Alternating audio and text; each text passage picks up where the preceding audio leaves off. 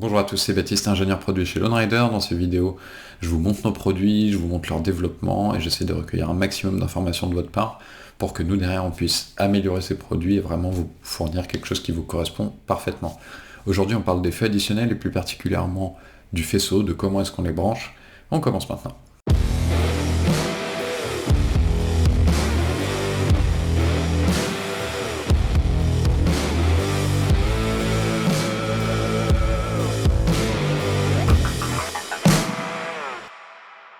Dans une vidéo précédente, je vous ai expliqué les différentes fonctions des feux, les performances qu'ils auront. Je vous mets le lien en description si ça vous intéresse.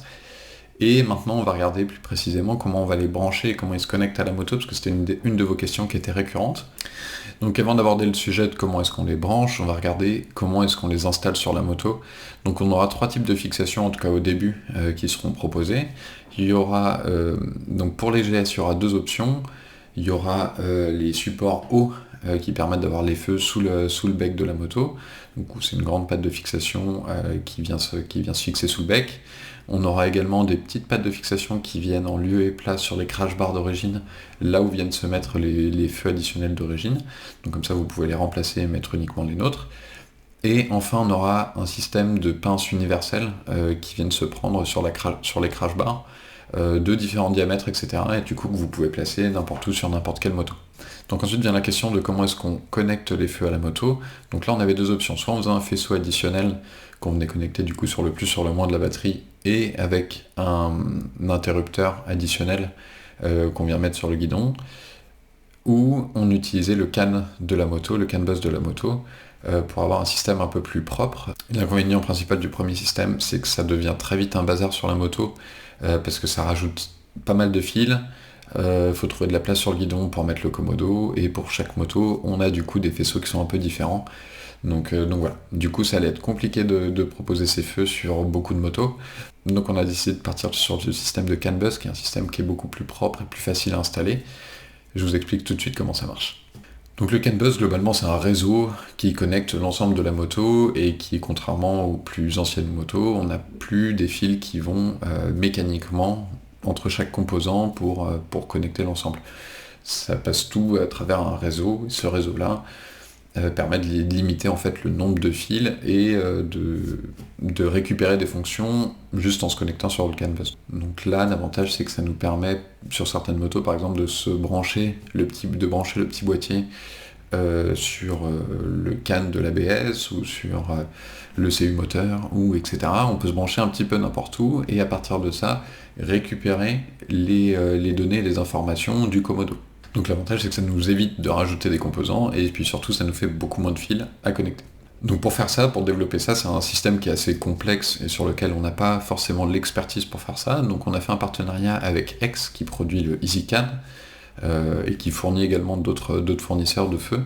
Et donc il propose le EasyCAN, donc qui vient se brancher sur une multitude de modèles. Donc c'est dispo pour les BM, pour les Harley, les KTM, les Yamaha, les Honda, etc. Enfin toutes les motos d'adventure, elles sont dispo quasiment. Et donc c'est un système qui est plug and play, donc vous venez brancher vos feux, et puis c'est bon, c'est réglé. Et ensuite, c'est une solution qui est testée et approuvée depuis des années. Nous, on les a sur nos motos depuis plusieurs années, etc.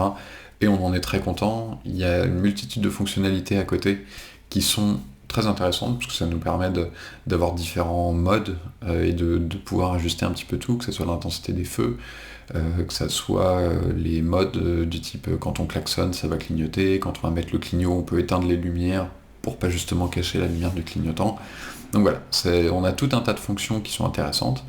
Un des avantages du EasyCAN, c'est qu'il y a le lean sur le canal blanc de ce boîtier-là. Et le lean, qu'est-ce que c'est? C'est globalement, on peut contrôler notre feu avec uniquement 3 fils. Parce que je vous l'expliquais dans la précédente vidéo, on a sur nos feux 4 modules. On a le DRL, donc le Day Running Light, c'est les petites LED orange ou blanches, etc., qu'on voit sur les feux et qui, eux, restent allumés toute la journée. Donc on a le DRL, on a ensuite le module du haut, donc qui est lui un module longue distance, avec une focale qui est resserrée, donc qui permet d'éclairer loin, mais pas très large. On a le module du centre, qui est le module très longue distance, qui va avoir une focale encore plus serrée, et qui va très loin aussi. Et ensuite, on a le module du bas, qui lui est un module anti-brouillard entre guillemets, qui va avoir un faisceau, une focale qui est très large, et du coup un faisceau qui est large mais qui va pas forcément très long. Et c'est la combinaison de ces trois modules-là qui nous permet d'avoir vraiment le faisceau lumineux qu'on recherche et d'avoir vraiment le faisceau qu'on voit à l'image du haut ici. Et le lean, ce qu'il nous permet de faire, parce que vu qu'on a 4 modules, globalement il nous faudrait un plus pour chaque module. Donc un plus un moins, donc ça nous fait 5 fils qui devraient sortir de ce câble-là, sachant qu'on a 2 feux. Voilà, globalement ça nous prenait l'ensemble des canaux du EasyCAN, sauf que là avec le lean, on va avoir un plus un moins, et on a un troisième fil qui lui permet de transmettre des informations. Ces informations-là vont aller dans un microcontrôleur qui est à l'intérieur du feu, et lui va transmettre les informations au feu de qu'est-ce qu'on a envie de faire. Donc si dans le lean, on va lui dire nous on veut le module du haut à 20%, on veut le module du bas à 40% et on veut le module du milieu à 60%, il va transmettre ces informations-là et on va allumer le feu. On n'a pas besoin d'avoir un potard et 5 fils pour vraiment commander chacun des feux. Et ensuite on peut paramétrer justement dans le logiciel EasyCAN l'ensemble des modes. Donc pour qu'on puisse régler les phares classiques, pour qu'on puisse être en plein phare, pour qu'on puisse... Voilà. Tous ces modes-là, on va pouvoir les régler et ajuster exactement ce qu'on veut en fonction des homologations. Et puis ensuite, pour le client, lui vraiment, il va pouvoir définir exactement comme il veut le feu.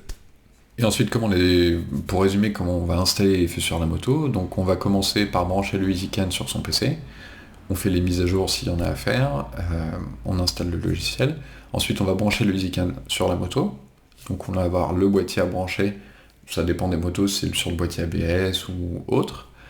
Ensuite, on met le faisceau principal, donc où là on va y avoir juste un fil qui va vers les feux, et on va brancher un Y pour connecter chacun des deux feux. On installe les supports de feu et les feux sur la moto. On branche tout ça ensemble, et ensuite c'est bon, on est prêt à rouler. Si vous le souhaitez, vous pouvez entrer dans le logiciel de EasyCAN et définir ou ajuster chacun des modes, si vous trouvez que c'est trop lumineux, que c'est pas assez lumineux, etc. Ou que vous voulez que quand ça klaxonne, ça clignote, etc. Voilà, vous aurez la main pour modifier tous ces modes-là. Donc voilà, j'espère que c'est clair, il y avait eu pas mal de questions sur le sujet. Si vous avez d'autres questions, n'hésitez pas à les poser en commentaire, et moi je vous dis à très bientôt avec une nouvelle vidéo.